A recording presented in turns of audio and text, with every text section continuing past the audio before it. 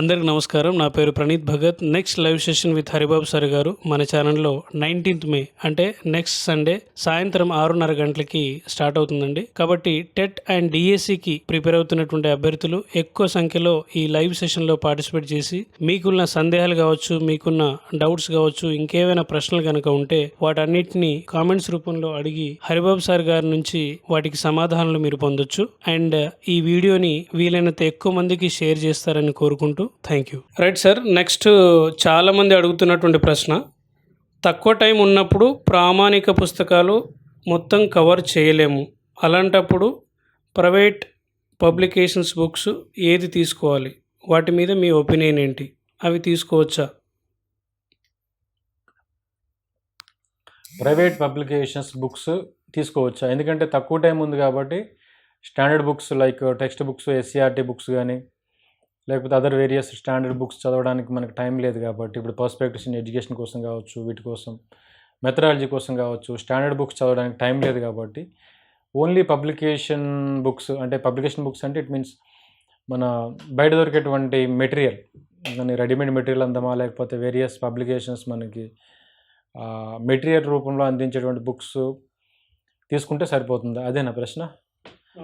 Okay, సరే.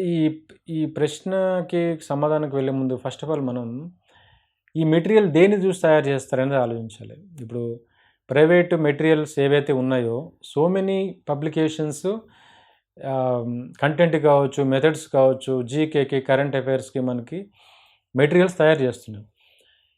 GK, current affairs పక్కన పెడితే కంటెంట్కి, మెథడ్కి, పర్స్పెక్టివ్స్ ఇన్ ఎడ్యుకేషన్స్కి ఇలాంటి వాటికి మెటీరియల్స్ తయారు చేస్తున్నారు కదా, వేటిని చూసి తయారు చేస్తారు?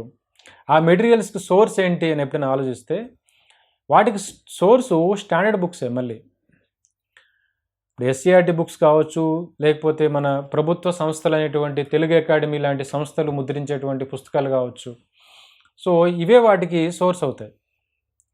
సో వాటిని చూసే వీటిని రాస్తారు కాబట్టి వాటిలో ఎక్కడ కూడా మనకి ప్రామాణికత ఉండదని చెప్పలేం. కాకపోతే క్వశ్చన్ పేపర్ ఎప్పుడు కూడా తయారయ్యేది ఆ మెటీరియల్ని చూసి తయారు చేయరు, దాన్ని మనం అర్థం చేసుకోవాలి.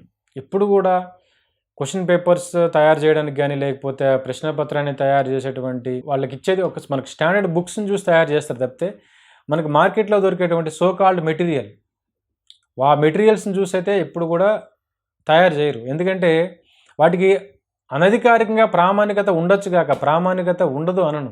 మరి మనకి టైం తక్కువ ఉన్నప్పుడు ఎలా స్టాండర్డ్ బుక్స్, టెక్స్ట్ బుక్స్ తీసుకోవాలంటే ఇంచుమించుగా మనకి ఇంటర్మీడియట్ వరకు చదవాలి. And Telugu academy perspectives in education తీసుకున్నా సరే అది ఒక పుస్తకం ఉంటుంది, దాన్ని చదవాల్సి ఉంటుంది. లేకపోతే మనకి మెథడ్స్లో కూడా ఒక పుస్తకం ఉంటుంది, అవి చదవాల్సి ఉంటుంది. ఇంత చదివేటువంటి టైం లేదు మాకు, ఒక మెటీరియల్ ఉంటే అయిపోతుంది కదా అంటే మరి ఆ మెటీరియల్ తీసుకుంటే ఏ పబ్లికేషన్ తీసుకోవాలనుకుంటే ఏ పబ్లికేషన్ అయినా సరే మీరు తీసుకునే ముందు స్టాండర్డ్ బుక్స్కి అనుగుణంగా ఆ పబ్లికేషన్ వాళ్ళు ఆ పుస్తకాన్ని తయారు చేశారా లేదా అనేది ఫస్ట్ మనం చెక్ చేసుకోవాలి. ఎందుకంటే స్టాండర్డ్ బుక్స్ చదివిన వాళ్ళు కూడా మెటీరియల్ని ఆశ్రయిస్తారు, తప్పేం లేదు. మెటీరియల్ని ఆశ్రయించడంలో తప్పేం లేదు. మీరు స్టాండర్డ్ బుక్స్ని చదివినా చదవకపోయినా మెటీరియల్ అనేది ఏం చేస్తుంది అంటే సిలబస్లో ఉన్నటువంటి అంశాలని మనకి ఈజీగా ఒక నోట్స్ రూపంలో తీసుకొస్తుంది. మెటీరియల్ అంటే నథింగ్ బట్ అది నోట్స్ అండి. కాకపోతే వాళ్ళు పబ్లిష్ చేస్తారు, అది పుస్తక రూపంలో ఉంటుంది. సో వివిధ పారాగ్రాఫ్లు, కాన్సెప్ట్స్ రూపంలో ఉన్నటువంటి చాలా విషయాల్ని కంటెంట్కి సంబంధించినటువంటివి, మెథడ్స్కి సంబంధించినటువంటి, అదేవిధంగా పర్స్పెక్టివ్స్ ఇన్ ఎడ్యుకేషన్కి సంబంధించినటువంటి సబ్జెక్ట్స్కి సంబంధించినటువంటి అంశాల్లో కాన్సెప్ట్స్ కానీ డాటా కానీ ఏవైతే ఉంటాయో వాటిని ఒక దగ్గరికి తీసుకొచ్చి మనకు అందిస్తారు మెటీరియల్ రూపంలో. కాబట్టి అది మనకు చదవడానికి ఉపయోగపడుతుంది. మరి ఏది చదవాలి, ఏ మెటీరియల్ చదవాలి? కొంతమంది నాకు ప్రశ్నలు అడుగుతున్నారు, sir so and so publication నేను తీసుకున్నాను పర్వాలేదంటే దానికి ఇంకొక వ్యక్తి దానికి కామెంట్, ఆ కామెంట్కి ఇంకొక కామెంట్ ఏంటిదంటే ఆ పబ్లికేషన్ బాగోదు, అది దాన్ని కామెంట్ చేయడం, ఇంకొకరు అది బాగుంటుంది అని చెప్పేసి. అంటే ఏ పబ్లికేషన్ బాగుంటుంది అనేది బాగుంటుందని అని చెప్పేవారు ఒకరు, ఇది బాగుంది అది బాగుంటుంది అని చెప్పారు అనేవారు ఒకరు. మరి ఏది బాగుంటుందని ఎలా తెలియాలి? ఏది బాగుంటుందని తెలియాలంటే ముందు మన సిలబస్ మనం దగ్గర పెట్టుకొని మెటీరియల్ని మనం ప్రత్యక్షంగా చూడాలి. కాన్సెప్ట్స్ బాగా కవర్ అయినాయా, డాటా బాగా కవర్ అయిందా, మన సబ్జెక్ట్కి సంబంధించినటువంటి అంశాలు ఏవైతే ఉన్నాయో అంశాలు బాగా కవర్ అయినాయా లేదా, భాష ఏ విధంగా ఉంది, ఎందుకంటే చదివేటప్పుడు అర్థం కావడం కూడా చాలా ఇంపార్టెంట్ కాబట్టి ఆ పుస్తకంలో ఆ మెటీరియల్లో వాడినటువంటి భాష ఏ విధంగా ఉంది, ముఖ్యమైనటువంటి విషయాలే ఇచ్చాడా లేకపోతే అన్నీ ఇచ్చారా, ప్రశ్నపత్రంలో రేపొద్దున డిఎస్సి ప్రశ్నపత్రంలో అడిగేటువంటి ప్రశ్నలుగా అడిగేటువంటి ప్రతి చిన్న విషయం దగ్గర నుంచి పెద్ద విషయం వరకు ప్రతి అంశాన్ని కూడా కవర్ చేశారా లేదా, ఇవన్నీ కూడా మనం చూసుకోవాలి, మెటీరియల్ని చూసుకోవాలి. ఎవరో ఒకరు చెప్తే, ఎందుకంటే ఇప్పుడు మనకి కొన్ని పదుల సంఖ్యలో మెటీరియల్స్ దొరుకుతున్నాయి, పబ్లికేషన్స్ కూడా పదుల సంఖ్యలో ఉన్నాయి. ఏదో ఒకటే రెండో పబ్లికేషన్స్ మనం కరెక్ట్ అనుకుంటే మరి ఇన్ని పబ్లికేషన్కి సంబంధించిన పుస్తకాలు ఎందుకు ఉన్నాయి? సో మనకి కాన్సెప్ట్స్ మీద సరైనటువంటి అవగాహన ఉన్నప్పుడే మెటీరియల్స్ కూడా మనకు ఉపయోగపడతాయి. మెటీరియల్స్ కూడా మనకు ఒక ఆయుధాలు లాంటివి అవి. సో మనకి కాన్సెప్ట్స్ మీద అవగాహన ఉన్నప్పుడే మెటీరియల్ కూడా ఉపయోగపడుతుంది. మన కాన్సెప్ట్ మీద అవగాహన లేదనుకోండి మెటీరియల్ కూడా ఉపయోగపడదు. సో సబ్జెక్ట్ మీద సంపూర్ణమైనటువంటి అవగాహన లేనప్పుడు మీరు ఎంత మంచి మెటీరియల్ తీసుకున్నా, చాలా ఫేమస్ మెటీరియల్ అనుకోండి, బాగా పుస్తకాలు అమ్ముడుపోయినాయి, చాలామంది విజయం సాధించిన వాళ్ళు కూడా ఆ మెటీరియల్ గురించి చెప్తారు. కేవలం అది తీసుకొని వచ్చి నేను చదివేసి నాకు జాబ్ వస్తుందంటే సరిపోదు. సో కాన్సెప్ట్స్ మీద, బేసిక్స్ మీద సంపూర్ణ అవగాహన ఉండాలి. అలాంటప్పుడే మెటీరియల్ కూడా మీకు ఉపయోగపడుతుంది. అది ఒక నోట్స్ టైప్లో ఉండి అది మీకు ఉపయోగపడుతుంది. ఆ మెటీరియల్లో కూడా ఏ మెటీరియల్ తీసుకోవాలనుకుంటే మనం ఏ మెటీరియల్ అయినా తీసుకునేటప్పుడు మనం ఒకసారి దాన్ని చెక్ చేసుకోవాలి. ఏ ఏ అంశాలను ఎలా కవర్ చేశారు, డాటాని ఎలా కవర్ చేశారు, కాన్సెప్ట్స్ని ఎలా కవర్ చేశారు, కాన్సెప్ట్స్ను కూడా ఎంత వీలైనంత ఎక్కువగా వివరణాత్మకంగా కవర్ చేశారా లేదా చాలా షార్ట్గా కవర్ చేశారు. కొంతమందికి షార్ట్గా కవర్ చేస్తే సరిపోతుంది, బాగా స్టాండర్డ్ బుక్స్ చదివిన వాళ్ళకి పైన కవర్ చేసినా సరే సరిపోతుంది. స్టాండర్డ్ బుక్స్ అసలే చదవలేదు అనుకోండి, అలాంటి వాళ్ళకి ఈ కాన్సెప్ట్స్ని కొంచెం డీప్గా ఎక్స్ప్లెయిన్ చేసేటువంటి మెటీరియల్ కావాలి. కాన్సెప్ట్స్ మీద సంపూర్ణమైనటువంటి అవగాహన ఉన్నప్పుడే మెటీరియల్ కూడా ఉపయోగపడుతుంది ఆ కాన్సెప్ట్స్ని మళ్ళీ మనం రివైజ్ చేయడానికి. ఈ కాన్సెప్ట్స్ లేకుండా, బేసిక్స్ లేకుండా ఓన్లీ మెటీరియల్, ఎందుకంటే మెటీరియల్ సాధారణంగా ఎలా తయారు చేస్తారంటే, మీరు పర్స్పెక్టివ్స్ ఇన్ ఎడ్యుకేషన్ కోసం తీసుకోండి ఒక మెటీరియల్ని, పర్స్పెక్టివ్స్ ఇన్ ఎడ్యుకేషన్ పుస్తకం ఎంత ఉంటుందో అంతే సైజులో ఉండదు. ఎందుకంటే దాంట్లో మనకి కాన్సెప్ట్స్ చాలా వివరణాత్మకంగా రాస్తారు కాబట్టి దాన్ని ఉన్నట్టుగా మెటీరియల్లో కూడా రాస్తే ఇంకా టెక్స్ట్ బుక్స్కి, స్టాండర్డ్ టెక్స్ట్ బుక్స్కి అండ్ మెటీరియల్స్కి తేడా ఏముంటుంది? తేడా ఉండదు. సో దాంట్లో మన ఎగ్జామ్కి అవసరమైనటువంటి విషయాలు ఏవి ప్రశ్నలు అడగచ్చో వాటిని మెటీరియల్ రూపంలో తీసుకొస్తారు. సో ఈ క్రమంలో ఆ బుక్లో ఉన్నటువంటి కాన్సెప్ట్స్ని మనం బాగా అవగాహన చేసుకున్నాం అనుకోండి, అప్పుడే ఆ మెటీరియల్ ఉపయోగపడుతుంది. కొన్ని సందర్భాల్లో కాన్సెప్ట్స్ ఈజీగా ఉంటాయి, మనం డైరెక్ట్గా మెటీరియల్ చూసి కూడా కాన్సెప్ట్స్ని అర్థం చేసుకోవచ్చు. అంత సంక్లిష్టత లేనటువంటి కాన్సెప్ట్స్ ఏవైనా ఉన్నాయనుకోండి, ఉదాహరణకి కొన్ని ఇప్పుడు మనకి పర్స్పెక్టివ్స్ ఇన్ ఎడ్యుకేషన్ తీసుకుంటే విద్యా విధానాలు కావచ్చు, ఇవన్నీ తీసుకుంటే మనకి మెటీరియల్ చూసి కూడా మనం చదివేయచ్చు, దాంట్లో పెద్ద డీవియేషన్ ఏమి ఉండదు. సైకాలజీ తీసుకోండి, సరే సైకాలజీ మనకి డిఎస్సిలో ఉండదు కానీ ఉదాహరణకు చెప్తున్నాను, ఏపీ డిఎస్సికి సైకాలజీ ఉంటుంది. సైకాలజీ తీసుకున్నట్లయితే మనకి మెటీరియల్కి టెక్స్ట్ బుక్కి చూస్తే చాలా వేరియేషన్ వస్తుంది. మీకు అభ్యసన సిద్ధాంతం గురించి చదువుతున్నారు అనుకోండి, టెక్స్ట్ బుక్లో మీరు అభ్యసన సిద్ధాంతం చదివినప్పుడు కాన్సెప్ట్ని మీరు బాగా అవగాహన చేసుకోవడానికి, అర్థం చేసుకోవడానికి అవకాశం ఉంటుంది. అదే టాపిక్, అదే అభ్యసన సిద్ధాంతాలు అనేటువంటి టాపిక్ని మీరు మెటీరియల్ చదివినప్పుడు మీకు పాయింట్ రూపంలో ఇస్తూ ఉంటారు. సో పాయింట్ రూపంలో ఇచ్చినప్పుడు అంత డెప్త్గా మీకు, అంత న్యాచురల్గా మీకు కాన్సెప్ట్ అవగాహన అవ్వడానికి ఛాన్సెస్ కొంచెం తక్కువగా ఉంటాయి. అంటే నేను అబ్జర్వ్ చేసినటువంటి మెటీరియల్స్ ప్రకారం ఎనీ మెటీరియల్ ఉండేది అట్లానే ఉంటుంది. ఎందుకంటే టెక్స్ట్ బుక్ని లేకపోతే ప్రామాణిక పుస్తకాలని ఉన్నట్టుగా తీసుకొచ్చి కాపీ పేస్ట్ చేస్తే వాటికి మెటీరియల్కి తేడా ఏముంటుంది? మెటీరియల్ యొక్క ప్రధానమైనటువంటి ఉద్దేశమే తక్కువ టైంలో ఎక్కువ చదివేటట్టు చేయడం, ఉన్నటువంటి అన్ని అంశాలని ఒక దగ్గరికి తీసుకురావడం మెటీరియల్ యొక్క ఉద్దేశం. అందుకే మెటీరియల్ యొక్క స్వభావమే అలా ఉంటుంది. కాబట్టి మనకి ఒక మెటీరియల్ చూసినాక కొన్ని కాన్సెప్ట్స్ మనం అందులో ఇచ్చిన విధంగా సరిపోతాయి అనుకున్నప్పుడు సరిపోతుంది. ఇప్పుడు బయాలజికల్ సైన్స్ ఉంది, లేదా ఫిజికల్ సైన్స్ ఉంది, మీ సిలబస్ ప్రకారం ఒక మెటీరియల్ ఉంది, మీకు కాన్సెప్ట్స్ బయాలజికల్ సైన్స్లో ఉన్నటువంటి టాపిక్స్ మీద కావచ్చు, ఫిజికల్ సైన్స్లో ఉన్నటువంటి టాపిక్స్ మీద కావచ్చు, మీకు సంపూర్ణమైనటువంటి అవగాహన ఉంది అనుకుందాం. ఆ అవగాహన ఉన్నప్పుడు, టాపిక్ వైజ్గా మీకు అంత అవగాహన ఉన్నప్పుడు, అదేవిధంగా మీరు టెక్స్ట్ బుక్స్ కూడా చదివేస్తారు అనుకోండి, అలాంటప్పుడు మీరు ఓన్లీ ఇది తీసుకుంటే సరిపోతుంది ఈ మెటీరియల్. కాబట్టి కాన్సెప్ట్స్ని మనం బాగా అర్థం చేసుకోవడం, బేసిక్స్ని అర్థం చేసుకోవడం, మనకి ప్రిస్క్రైబ్డ్ సిలబస్లో ఇప్పుడు ఉదాహరణకి టెక్స్ట్ బుక్స్ అని చెప్పారు మనకు క్లియర్గా, 10th క్లాస్ వరకు, అండ్ డిఫికల్టీ లెవెల్ అయితే ఇంటర్మీడియట్ వరకు అని చెప్పారు. అందులో ఉన్నటువంటి అంశాల మీద, కాన్సెప్ట్స్ మీద మనకు సంపూర్ణ అవగాహన ఉన్నప్పుడు మెటీరియల్ అనేది ఏది చదివినా సరిపోతుంది. కాకపోతే తీసుకునేటప్పుడు ఆ మెటీరియల్ అనేది సిలబస్కి అనుగుణంగా కవర్ చేశారా లేదా? 2-3 మెటీరియల్స్ చూడండి. ఎవరో ఒకరు సజెస్ట్ చేస్తే మనం ఎందుకు తీసుకోవాలి?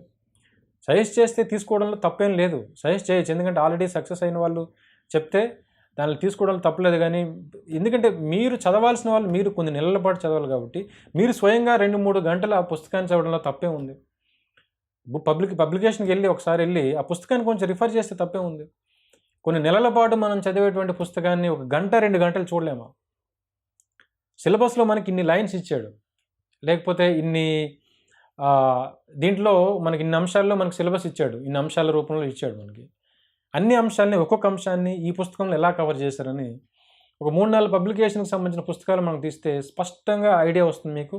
మీరే ఇంకొకరికి సజెస్ట్ చేయగలుగుతారు, ఈ మెటీరియల్ కాదు ఈ మెటీరియల్ తీసుకో అని చెప్పేసి. ఎందుకంటే మెటీరియల్స్ కూడా ఒక్కొక్కరికి ఒక్కో రకంగా ఉంటాయి. అందుకే ఇప్పుడు ఉదాహరణకి కొన్ని మెటీరియల్స్లో కాన్సెప్ట్స్ని వీలైనంత ఎక్కువగా కవర్ చేస్తూ ఉంటారు, డీప్గా కవర్ చేస్తూ ఉంటారు.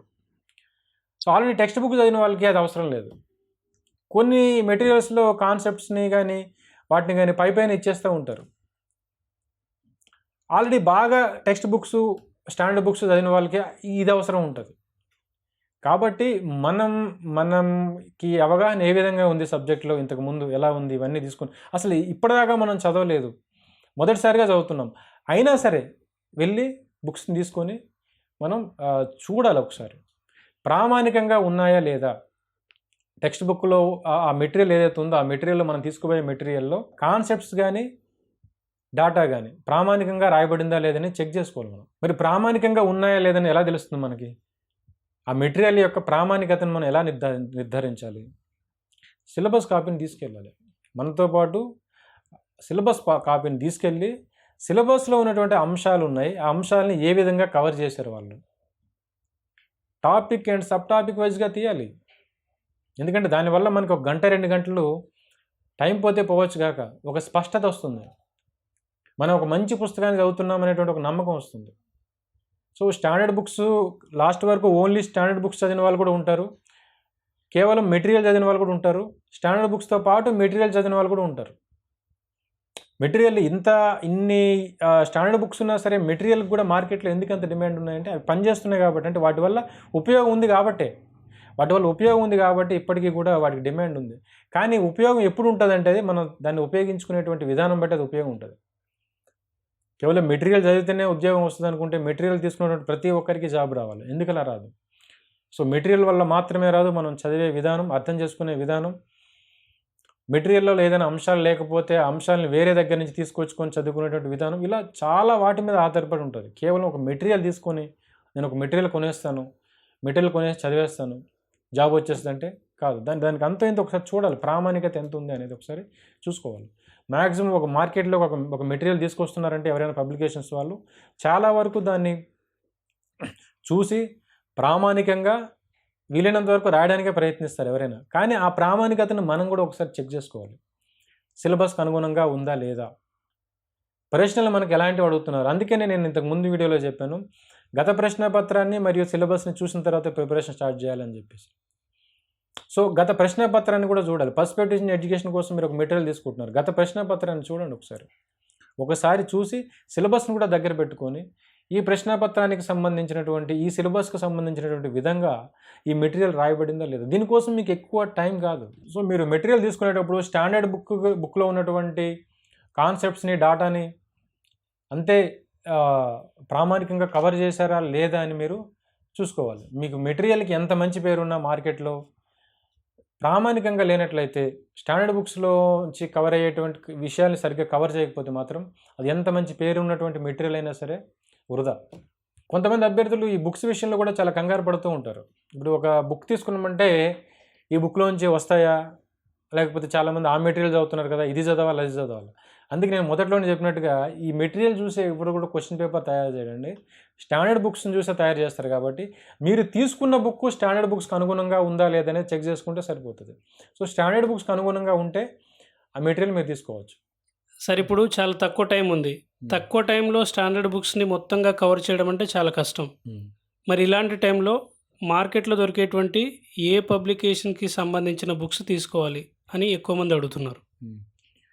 అదే ఇప్పుడు ఇంతకు ముందు చెప్పినట్టుగా ఒక పబ్లికేషన్ అని మనం చెప్పలేం. ఎందుకంటే ప్రతి పబ్లికేషన్ బుక్లో కూడా ఏదో ఒక లోపం ఉంటుంది. ఇది పర్ఫెక్ట్గా ఈ బుక్ అని మనం ఎవరూ చెప్పలేము. ఎందుకంటే ఆ బుక్స్లోంచి చూసి ఎవరు కూడా క్వశ్చన్ పేపర్ తయారు చేయరు. ఇంకొక విషయం, మనం డిఎస్సి ప్రిపరేషన్ వరకు వచ్చినామంటే టెట్ రాసినాము, ఆల్రెడీ బీఈడీ అయిపోయింది, డిఎస్సి ఎగ్జామ్ రాయబోతున్నాం మనం. ఈ క్రమంలో మీకు కంటెంట్ మీద అవగాహన ఉంటుంది. గ్రాడ్యుయేషన్లో కానీ పోస్ట్ గ్రాడ్యుయేషన్లో కానీ చదివాం కాబట్టి మెథడ్స్ మీద అవగాహన ఉంటుంది. మిగతా 60 మార్కులకు సంబంధించి మీరు బీఈడీ లెవెల్లో చదివే ఉంటారు. మనం బీఈడీ లెవెల్లోనో లేకపోతే పోస్ట్ గ్రాడ్యుయేషన్ లెవెల్లో మనం ఇవన్నీ చదివిన వాళ్ళమే కాబట్టి ఒక మెటీరియల్లో ఆ స్టాండర్డ్స్ని వాళ్ళు రీచ్ అయ్యారా లేదనేది మనకి చదివి చూస్తే అర్థమైపోతుంది. అది మనం అర్థం చేసుకునేటువంటి స్థితిలో అయితే లేం మనం.